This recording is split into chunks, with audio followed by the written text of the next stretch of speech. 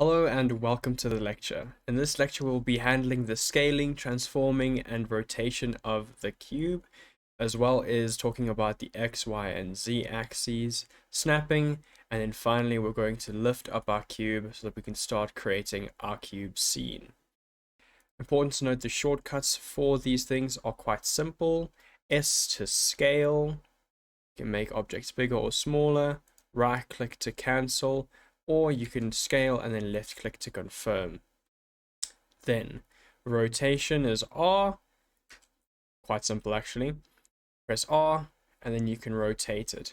Now if you double tap R, you can use a more dynamic rotation. And then last but not least, G for move. Well, you can think of it as like grab. So G to grab it, and then you can move it wherever you want to and go crazy with it. The next part is the axes.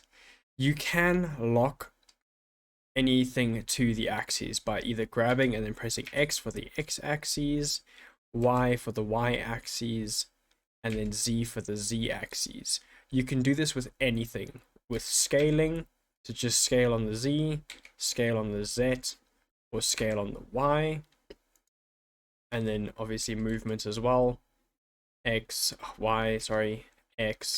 and then Z. After that, we've got snapping. So as you can see, I just pressed numpad 1 on my numpad to jump to my front view. When you press G to move an object and you hold control, you're snapping it to these squares, essentially. You can adjust this, but keeping a default for this course is going to be perfect. So control plus movement is to snap it. You can also scale in an axis and then press Z to increment it. Or you can press shift to really slow down the scale for those precise movements.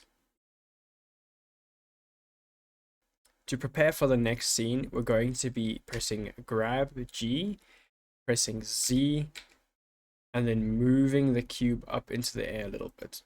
Just like that is perfect. And then hold middle mouse to rotate, as we've learned in the previous lecture, just to look at how it looks. And that is perfect for what we're going to be doing next. That is all you're going to need to know in regards to the basics of scaling, transforming, moving, and rotating, as well as locking onto the X, Y, and Z axes, and then snapping. And that is all. I'll see you guys in the next lecture.